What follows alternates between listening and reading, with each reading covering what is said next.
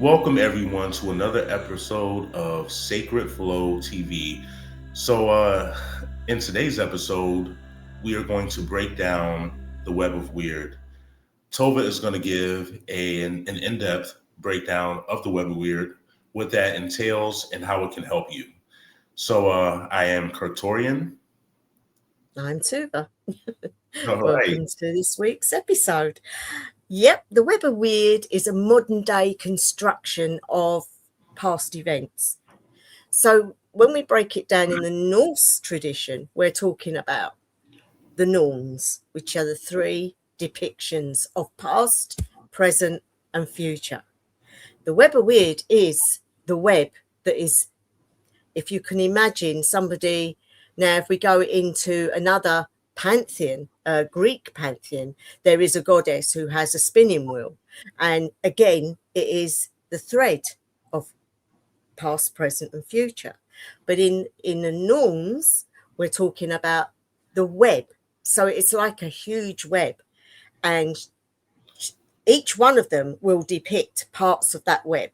Now, the web is, if you can imagine, within the brain, within the body.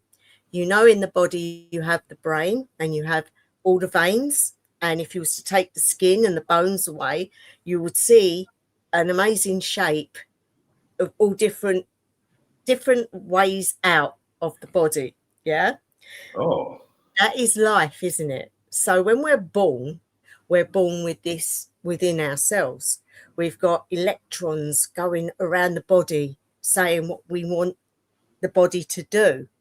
So putting it into the ancient, the way they looked at it would have been the person's just been born, but they have a destiny.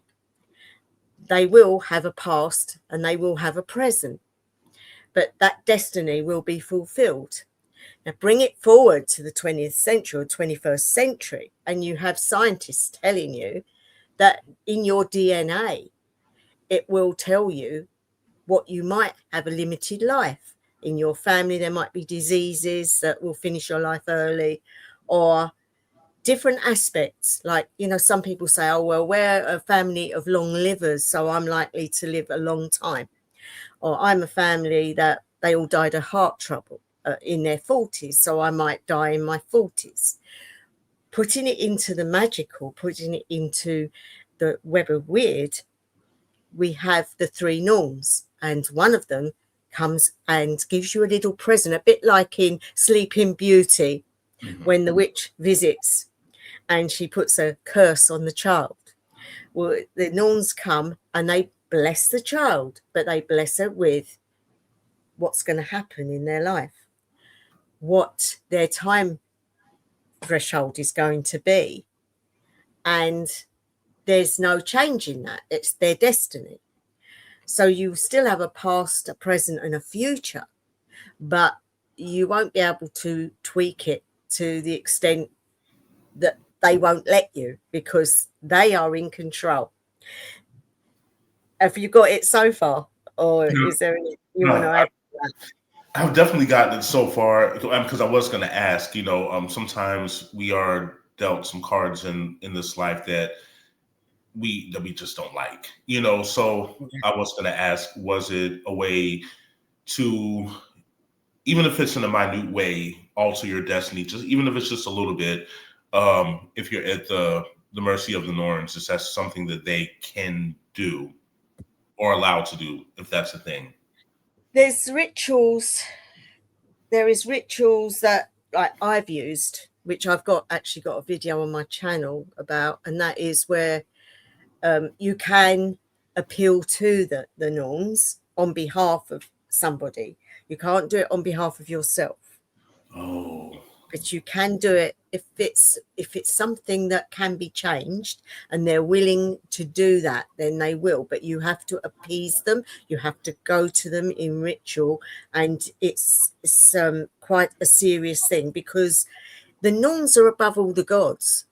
They're mm, above everything, and so they're very, very powerful.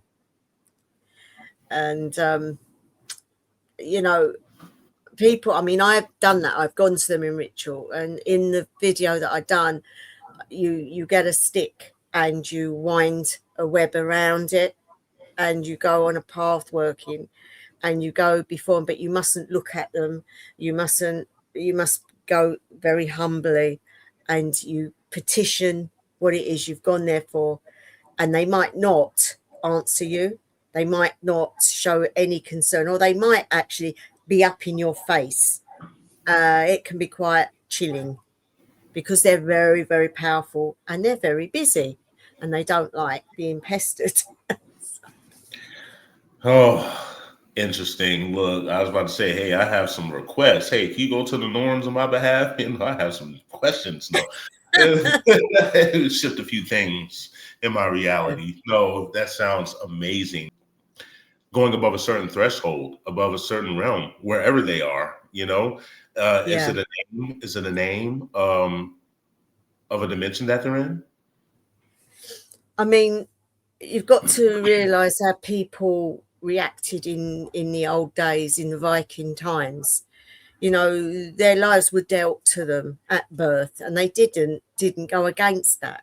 What they would go to the gods for would be to know if they were going to win the next war, or if there were going to be a famine, or if they weren't going to get their crops that year. And it was very menial. And of course, the Seder practitioner of the village would be the one that would tell them what was going to happen, and they would be the ones that would focus on the Norns. They would go there and they would, do offerings to them and seek their advice. But the Norns' energy is very, very strong. And if you go to them with something that's not relevant, then you will feel it. It's got to be something really serious for them to decide to change anything. So, because if you imagine like the web, like a spider's web, and you see all the strands, and they're very fine, aren't they? So Yes. a person's life is very important. It's very, a person can die just like that. So Yes. they have that person's life in their hands. They are the ones that tweak the little bits, and they will move them around. Whatever they have shown that destiny to that person, they're the ones that move it around to make that destiny happen. And so when you go and you talk to them on behalf of a person that might be seriously ill, or they just want, for example, the person that I went to them for was dying, but wanted a little bit more time to be able to do things with their family before they went. Now that could be taken two ways. The Norns would probably look at that and think that's selfish. You've been given your time, you've been given your destiny, just accept it, because they can be quite harsh. That is what they proclaimed. The Web of Wyrd should not be tampered with. But in certain situations, if they deem it possible, then they will alter it, but not the actual outcome. So they won't say, right, okay, well, we won't kill you then. We won't let you die. We'll let you have another 20 years. They won't do that. But if what you're asking for is within that time limit, then they will help possibly. But you've got to go with the right offerings. You've got to go with the right heart. You've got to go with the right attitude. So, yeah. Ooh, that is chilling. So is there a particular realm that they're from? They are at the bottom of the tree of Yggdrasil, and they are by the Well of Wyrd, or the Well of Wyrd. It's full of magic, the water, and it's the water that they use to do the roots of Yggdrasil. They water the roots, and they keep the tree alive. Okay. And they sit, the three of them, with the web, and that's what they do. And of course, they do go spiritually to new births. They also go to the ones that are dying. If there is a problem with where the soul's going to go, or the souls are going to go, like, for example, if you in those days and you was in fighting, then it was an option of either going to Valhalla or going to Folkvanger, where Freya would take some, or hell. See, it's like, but there's also a fourth option where you go to just sleep. And so you've got your ghost type life, you've got your sleep type, you've got your fighting place, you've got your hell, which is not hell as in the Right. Christian hell. Right. Hell is just like what we've got now. But Really, really. yeah, so it's just like you wake up in another city. But of course, there's a journey to hell that when you die, you have to walk a long time to get there. Mhm. But and a lot stay as waifs because they can't make it there for some unknown reason. They give up, they become depressed, and so they make it sound like it's quite a difficult aspect to pass on. I don't know what Okay. your thoughts are on that one. Ooh, a very a very different perspective, you know. Mm. Um, I do have quite a few beliefs about transitioning out of this body. What happens. I am a firm believer that you can possibly go to different places depending on your belief. Yeah, of You know, course. um, if you on the Nordic path, hey, you can end up in hell or Folkvanger or different places like that. Uh, Christians believe in only two dimensions, and that only two Yeah, dimensions exist, which is heaven and hell. Um, you know, Anybody outside of, for the most part, Christianity, I would say, uh, that we just don't believe in that supernatural hell, that lake of fire, that no, definitely not. That's a there Christian for aspect. Yeah. forever and ever and ever. And I look. Mainly, witches normally believe in Summerlands, the Summerlands, as they call it, which is, Mhm. excuse my phone, sorry, which is basically a place of a nice place to rest before incantations. So you would go there for a while and then come back in another life. Yeah, that has always scared me. Except when I was a little kid, I thought reincarnation was just such a beautiful thing, especially if you had control over how you will come back, which would be. And then as I got older, I'm like, whoa, I'm like, it's probably not the best idea, especially if you're on a certain path. I mean, I, for one, would not want to come back here, and I, for one, am not coming back. This is it for me, Yeah, So I say, hey, but it's just so many different places that you can end up in. If you look at the tree of life, or in other parts of the world, they have different aspects that are comparable to the tree of life. It just looks different, and it shows where all the realms are. And and it is of my belief, by fulfilling your destiny, whatever that is, how much you elevate in this life can determine how far you go or where you go, or if you come back here. I'm of the belief that uh, you don't want to walk around on this planet as dead weight.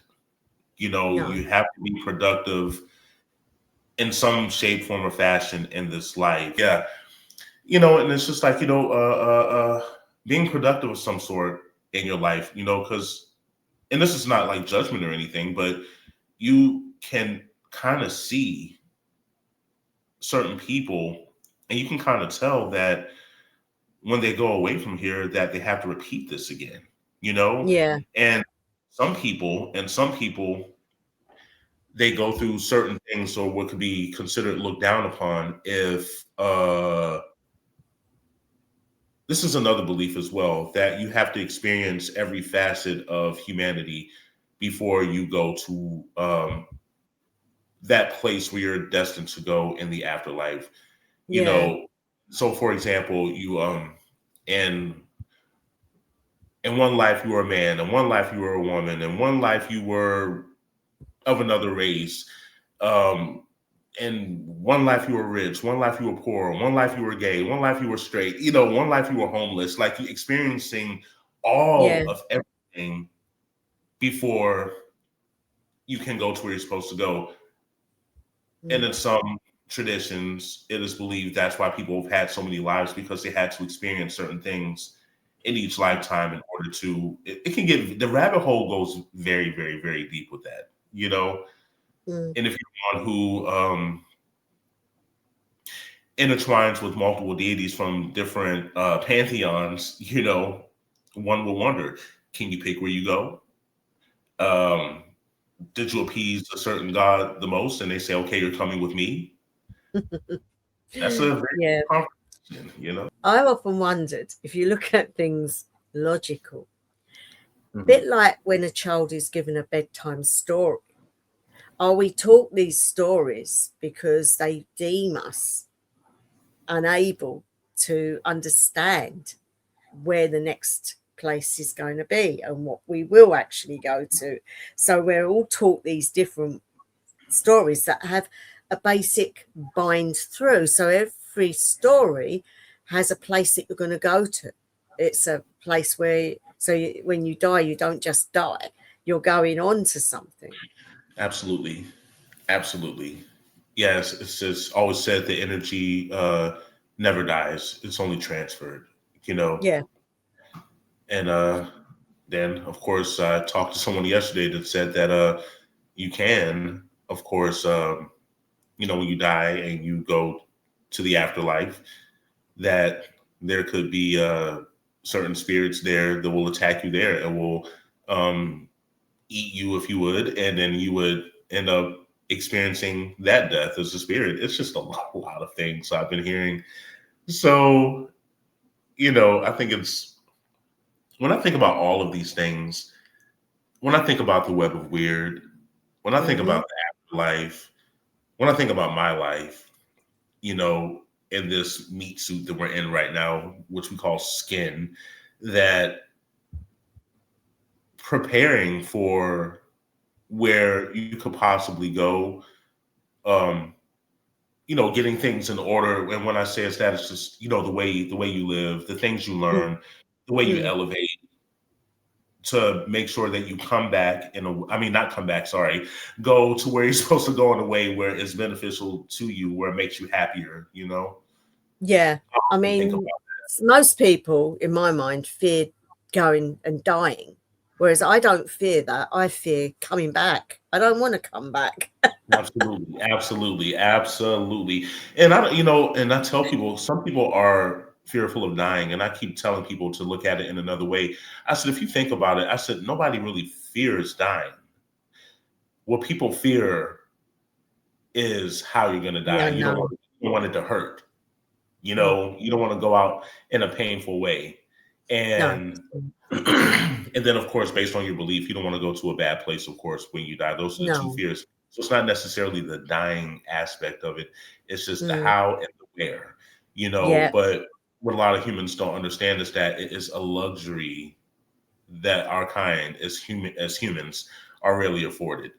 Most people do leave from here in a painful way. Everyone wants to die in their sleep. But that's, if you look at it, that's just not how it goes for a lot of people. You can only hope and pray and ask. Now, that's something I go to the Web of Weird for. Hey, can I please, you know, if I have to go to a certain point, okay, fine. But, you know, I don't want to feel any pain, you know. Exactly. Yeah. No, it's right. Um, I often say to people that have come to me like scared of death, and I say, look, did you fear birth? Did you fear being born? No, because you didn't understand what was happening. You had no knowledge of it, but it's horrendous.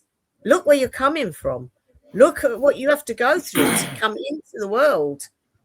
But you survived that and you come into the world. And Yeah, it's the same with death. It's something you haven't experienced, so you don't know what to expect. But right. look how many millions of people have died, and there's never been any complaints. No, not any complaints at all. You know, I mean, one would ask, you know, now I have communicated with certain spirits, and some of them have been ancestors, and they were in places I'm sure that they did not want to be.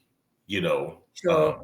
um, so that's another thing too. And I know I had a relative, and he was dying, and he was in so much pain because of what he had going on. He said, I just can't wait for this to be over with. I'm just sick and tired of this. Yeah. And when he left, I don't know where he ended up, but it was not of his liking.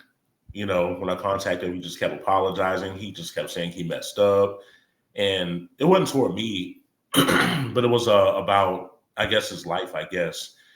But the great part about it is that he did reincarnate, so that's a great thing. And he was my great uncle, and now he's my nephew. So Right. yeah, Yeah. he got wherever he was, he got out of that immediately. So he's back here. So hopefully this life Yeah. is better for him. I would So I hope. was going to say, getting back to the Web of Weird, you Mhm. wanted the outcome of how it can help you today. Yes. And that it can help in a lot of ways, mentally and preparationally within. Because when we're born, we know nothing. When we Right. grow up, we learn. And when we die, we give it all back. Okay. Right. When you're told you have a certain amount of time to live, you can look at it two ways. Okay. So maybe my life might be shorter, but what do I do with my life? Right. Do I just waste it being depressed or not doing this, that, and the other? Or do I live my life to the full? Hmm. Do I accept each day as a new life? Doesn't matter what happened the day before. It doesn't matter what happens tomorrow. Right. And you live for the day. And that's all the Norns want of people to live the life they've been given Right. on a daily basis, Mhm. because only they know when you're going. And Right. you can summarize in your mind when you might go, but you've got an awful lot of living to do in between, because you don't know when you're going to go. So you might have a long life or you might have a very short life, but Mhm. nobody knows, which is a kindness. Because if we Mhm. knew everything, we would be worrying. But they're the ones that keep the time as well. They keep our time system and they keep the world moving. So they are in control of the gods as well. They're in control of everything. And so if the norms don't do their job properly, we're in trouble.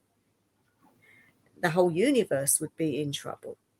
So we have to, because if you look at the tree, the Yggdrasil, the tree of life, if you look at that, the 9 spheres, which is the 9 planets, which is the 9 worlds, they would be destroyed as well. So we have a lot to expect of the Norns. They have a job to do. And so when being taught this, we look at time in a different way. We look at our lives in a different way, Right. and we become accepting of situations, which helps us become strong and learn to live without, like, horrible things. Like, if you know that you can cope with something, then you will. If you think you can't cope with something, you won't, and that brings added problems. So strength, which is something the Vikings always had a thing about, being strong, being vibrant, being strong, living the life, doing everything each day, you know, don't put off tomorrow what you can do today. And I think in a way that teaches us to accept our lives on a daily basis. Hmm. That really made me think of something. So if the Norns are in control of all of that, and something just popped in my mind as you were speaking, even Yeah, being in control over the gods as well. So the reason why, even though I don't know much about the Norns and the Web of Weird, I will say this. I wholeheartedly feel what you're saying, and it's resonating with me because I don't know if you've experienced this before, but I've experienced um that there's certain things that I may have requested from a said god or goddess, or something Yeah, that I may have needed, and I knew without a shadow of a doubt that they wanted to help me so bad, yeah, but they would not do it. And I couldn't understand, if you want to do this so bad and I can feel it, I yeah, can hear it, but you are not going to do it. We can say, okay, they're not willing to do it, but they're just not doing it yeah, because there's rules in every realm. There's rules in every realm, and it's all because of the Norns. That is so crazy. yeah, It's even to the fact of how I may want to have an ancestor or a deity show up to me in real time, like how I'm looking at you right now. yeah, They won't do that though. We're gifted to a certain point where we can see an aspect of them that they would show us that's feasible to us, but they wouldn't just pop up in our room in their real form, no, of because none of them look like they're statues. course Um, not. That's you our know, depiction. yeah, Yeah, absolutely. Now, when I saw Freya one time, that story that I told you about when she was not happy with me a couple of years ago, yeah. when she showed up, she did not look like her statue at all. Um, it's interesting. It's just really interesting. I've seen a couple of. It is really interesting, and of course, different. And I'll make this clear: a lot of Nordic practitioners, a lot of witches in the Norse tradition, will see it in different ways. They will study up on it, but they will see it in a different aspect. I Mhm, go by what I've been shown, by what I've mhm. been taught from Freya. The gods are even afeared of the Norns, because Yeah, they are powerful. They are very powerful and in control of everything. And so, you know, and Skuld is the one for our future. She's the one that's doing the threads, and the others help, but they spend most of their time making sure that the tree doesn't get destroyed. That the well that they take the water from, the Well of Wyrd, is basically full of magic, full of power, and of course yeah, they are in control of that. And so right. when you look at the world and you see all the nature and you see people and you see animals and you see everything was put there for a reason. And it's not just us that has times, animals as well. If you look at a lot of the Nordic gods, they love animals. They all have animals. They look after, and Freya loves cats, but she also loves all the animals. And she spends a Hmm. lot of her time at the Rainbow Bridge with all Hmm. the deceased pets, looking after them. She goes, walks with them every evening because she accepts life in all its form. And so, if you've got a god or a goddess that feels like that, then you know you're on the right path. Because if Mm. they've got compassion for animals as much as for us, then they're worthy to be in your life. Absolutely. Although I do wonder what was the purpose of mosquitoes coming on this planet, because I tell you, That's probably Loki. yeah, maybe because especially when I was out doing my project, the other week out in nature, I'm like, oh my goodness, what is the purpose of you on this planet? And it's just I'm coming in the house and I'm just having all of these marks on me, and I'm just, what is the purpose? So your purpose is just to irritate us and suck our blood. Okay, gotcha. I mean, the insect kingdom is a totally different aspect. I don't know if the gods are I'm telling interested you, in them. yeah, yeah. Like last night, there was a bee in my house. Like, how did a bee come in my house? Yeah, You know, all these things are very, very, very interesting. I'll tell you. they are. I mean, guys, if you're newbies at this or you're not, like, you don't understand the Nordic stuff, obviously put a comment below and I'll always answer your questions. But please understand that most Seder practitioners have their own way of doing things, their own thoughts on things. there is a bind that goes through it all, but you'll get different attitudes from different practitioners. So obviously, don't take what I'm saying for granted. Always do your own research. Always look up 2 or 3 to get an idea, and you'll get the gist of it. Even if slight differences, there will be a thing that goes through that is all the same. And so that's how you learn. You learn from different people, you learn from different writings and past events, and then obviously the gods. I agree. But, if there's a subject you guys would like, just also put that in the comments, because at the end of the day, we want you to have subjects you're interested in as well. And thank you to any new subscribers. Thank you to those that are watching. And if you haven't subscribed, please think about it. Doesn't take a lot. Just press that little button.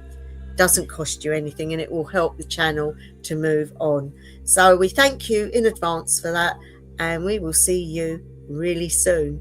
So from me, Tova, and from Kertorian, we're wishing you a really great day or evening from wherever you're coming from. So bye for now. bye.